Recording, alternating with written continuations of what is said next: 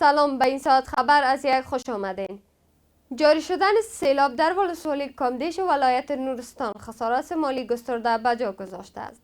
دفتر رسانه‌های ولایت نورستان اعلام کرده است که این سیلاب‌ها خانه‌های مسکونی، زمین‌های زراعتی، تأسیسات برق و دیگر دارایی‌های عمومی و شخصی را تخریب کرده است.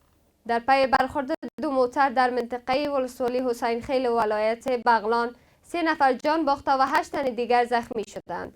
به گفته مسئولان این رویداد زمان رخ داد که یک موتر از شهر پلخمری به سوی ولسوالی بغلان مرکزی و موتر دیگر از بغلان مرکزی به سمت پلخمری در حرکت بود. بر اساس بررسی های اولیه یکی از موترها از مسیر اصلی منحرف شد و با موتر مقابل برخورد کرده است. مسئولان میگویند در این رویداد یک زن، یک مرد و یک کودک جان باختند و زخمیانی که شمار از آنان کودک هستند برای درمان به شفاخانه منتقل شدند. وزارت زراعت، آبیاری و مالداری اعلام کرده است که صدر اعظم عثمانی معین زراعت و مالداری این وزارت به دعوت رسمی وزارت زراعت و صنایع غذایی جمهوری مولدوی اعزامی این کشور شده است. به گفته این وزارت این سفر از 10 اگست آغاز شده و تا 17 این ماه میلادی ادامه خواهد داشت و هدف آن گسترش همکاری‌های زراعتی، علمی و فنی میان افغانستان و مولدوی است.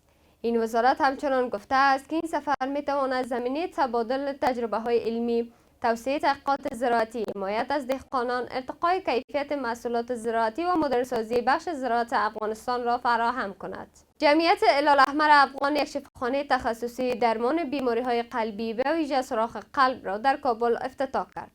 مسئولان این نهاد میگویند که این مرکز ظرفیت درمان سالانه 2000 بیمار را دارد و خدمات تشخیصی، تداوی و جراحی قلب را به صورت رایگان و 24 ساعته ارائه خواهد کرد. شهاب الدین دلاور رئیس جمعیت هلال‌احمر افغان در مراسم افتتاح این شفاخانه گفت که هزینه ساخت این مرکز از بودجه این نهاد تامین شده است. به گفته مسئولان پیش از این نیز بسیاری از بیماران مبتلا به سوراخ قلب برای درمان به شفاخانه‌های خصوصی یا مراکز درمانی خارج از کشور مراجعه می‌کردند. اما با آغاز فعالیت این مرکز شمار از بیماران به ویژه کودکان می‌توانند خدمات تخصصی را در داخل کشور دریافت کنند. همچنان عبدالسلام حنفی معاون اداره ریاست الوزراء نیز در مراسم افتتاحی این شفاخانه گفت که آغاز فعالیت این مرکز زمینه درمان شمار زیادی از بیماران قلبی نیازمند را فراهم خواهد کرد و افزود که مشکلات اقتصادی باعث شده است بسیاری از بیماریان از دریافت خدمات درمانی لازم محروم بمانند. مقام ولایت خوست اعلام کرده است که نشست هماهنگی با مسئولان این ولایت بر ریاست مستغفر گربز معاون والی خوست برگزار شد.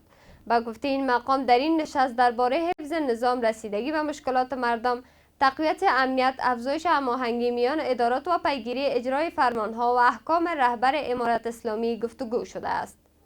گلزرین صابر معین مسکن و امور ساختمانی وزارت شهرسازی و مسکن در دیدار با قاری احسان الله بریال والی ولایت کاپیسا وضعیت پروژه‌های ساختمانی این ولایت را مورد بررسی قرار داد. والی کاپیسا نیازمندی‌های موجود در بخش‌های ساختمانی، زیربنایی و انکشافی این ولایت را تشریح کرد و بر تسریع روند تطبیق پروژه‌های نیمه تمام تاکید ورزید.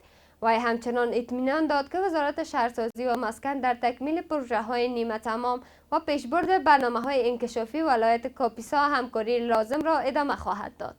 تیم ملی فوتسال افغانستان در نخستین دیدار خود در رقابت‌های جام کانتیننتال 2026 با نتیجه 6-0 برابر تیم میزبان تایلند شکست خورد. در این مسابقات تیم‌های افغانستان، تایلند، ویتنام، نیوزلند و روسیه حضور دارند. تیم ملی فوتسال افغانستان در دومین دیدار خود روز دوشنبه به مصاف ویتنام خواهد رفت. از توجهتان جهان سپاس. تا دیدار دیگر، خدا نگهدار.